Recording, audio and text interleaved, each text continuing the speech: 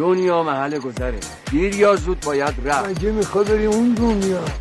تهرو خودش یه دنیای دیگه است. همچی میگه اون دنیا انگار ما از پشت کو اومدیم. من خودم سربازیمو تو همین تهرون تموم کردم. تو سربازی هم رفتی مشهور بود؟ بله، با پاهای خودم رفتم خودم معرفی کردم. چرا؟ علتشو نپرس، عاشق یه دختری شدم. عجب.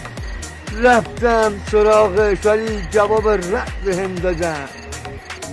منم لک کردم، با پای خودم رفتم سربازی خودم معرفی کردم. ای خدا بگم چیکارشون کنه. ببینم اون دختره هنوزم زنده است؟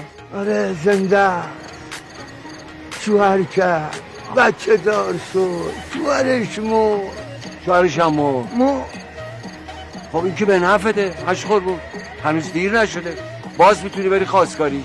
اگه میشه همین امشب یا خواستگاری مادرت. خوب سر فیلی و ملکه گیری